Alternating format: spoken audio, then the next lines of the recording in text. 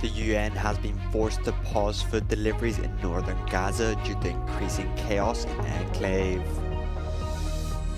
7 people wounded after Russian missiles hit the city of Kramatorsk in Donetsk region, an important communications hub and refuge for Ukrainian soldiers. The body of a Russian soldier who switched sides during the war with Ukraine last year has been found with multiple bullet wounds in Spain.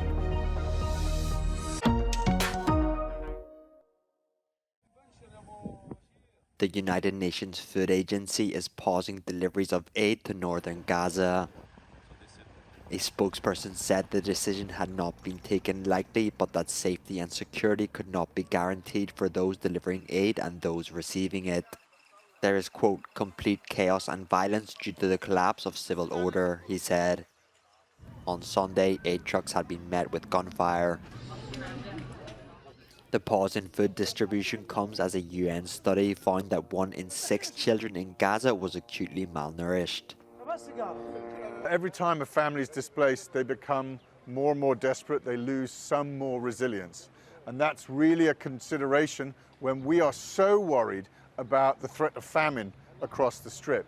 We know we can't reach everybody right now. It's impossible to get into the north. Reports that Gaza's Nasser hospital has ceased to function following an Israeli raid. The World Health Organization has led 2 life-saving missions to transfer 32 critical patients, including 2 children. You can think about the worst situation ever. You multiply by 10, and this is the worst situation I have seen in my life. It's the debris, the light, working in the darkness, patients everywhere. On the diplomatic front, the US has vetoed a UN resolution for an unconditional ceasefire in Gaza. Instead, it is proposing a temporary ceasefire with added conditions including all hostages are released, as well as facilitating aid to Gaza.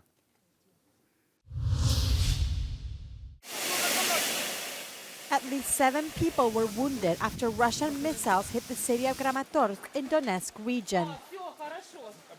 4 strikes hit very close to the center of the city, which is an important communications hub and refuge for Ukrainian soldiers fighting on the front line in Donbass. In total, during the night, Russian forces attacked Ukraine with 6 missiles and 19 Shahed-type kamikaze drones. 1 missile and 13 drones were shot down by Air Force of the Ukrainian Armed Forces. President Vladimir Putin presented Russian state military awards to aviation troops during a ceremony in Moscow. Russia claims its forces have taken control of the city of Krinky in the Kherson region. The Moscow-installed governor posted a video on Wednesday showing what he said were 2 Russian soldiers with flags claiming they had taken over the village. Forces of southern Ukraine denied the claim.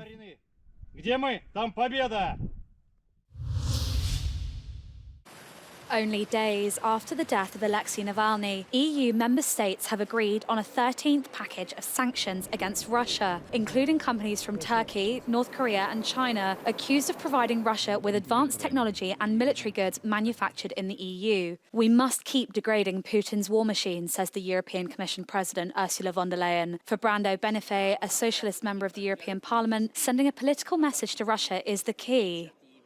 From an economic point of view, we know that this is important to focus also on the connections that Russia has with companies around the world, and we also have targeted Chinese companies for that. But that's, in my view, a secondary aspect compared to the political message that, especially in this moment when Navalny was killed under the conditions we know, we give a clear message that we are not stepping back.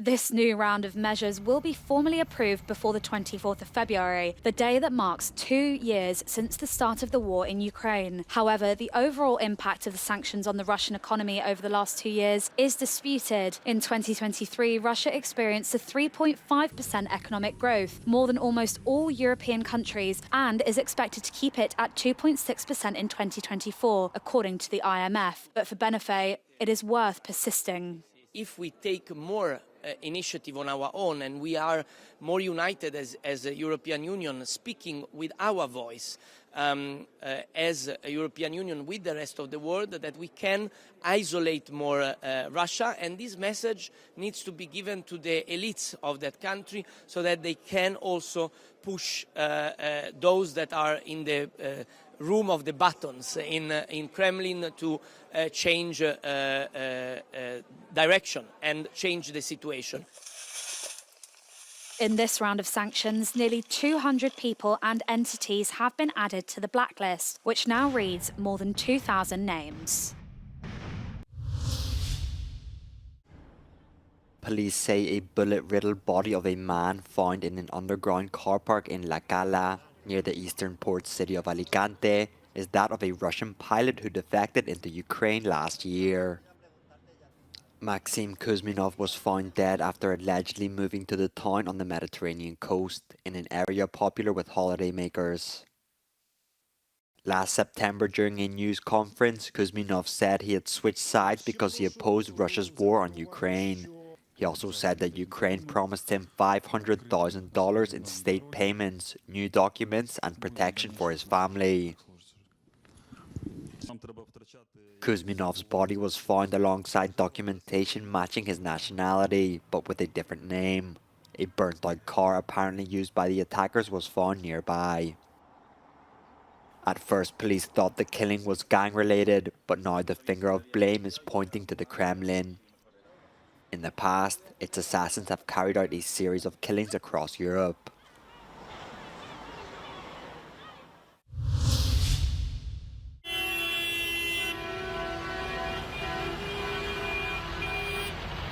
Tractors take over the center of Madrid. Spanish farmers have been protesting for more than 2 weeks against the EU policies and to demand measures to alleviate production cost hikes. 500 tractors set off from 5 towns near the capital, affecting traffic in various parts of the community of Madrid. The only incident has been on the A42 motorway between Toledo and Madrid, when a group of farmers blocked the motorway after the Guardia Civil refused to allow the tractors gathered there to leave. 120 were authorized to go to Madrid, leaving another 200 tractors blocked. Spanish farmers denounced the rising production costs, increased environmental requirements from the EU, increased bureaucracy, and the arrival of agriculture imports from third countries.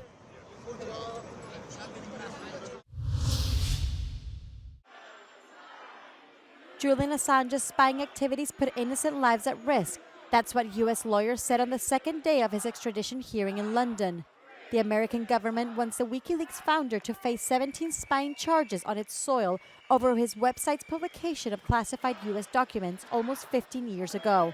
The appeal proceedings are Assange's last-ditch attempt to avoid being handed over to the U.S. Assange claims his publication of classified material was not illegal and was in the public interest. Hundreds of Albanians protested in Tirana on Tuesday, accusing the cabinet of corruption. The protest was organized by Albania's main opposition group, led by Sali Berisha. Berisha is currently under house arrest in connection with corruption charges.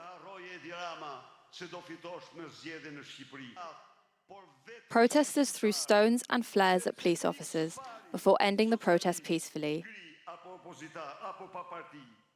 Since October, opposition MPs have been disrupting parliamentary sessions. They are protesting the ruling Socialist Party's refusal to set up parliamentary committees investigating alleged corruption cases involving Prime Minister Edi Rama and other senior officials. A sinkhole suddenly opened up on a street in Naples in the early hours of Wednesday morning. 2 cars were swallowed, 1 parked, and 1 in circulation. Firefighters rescued 2 people that were inside one of the cars.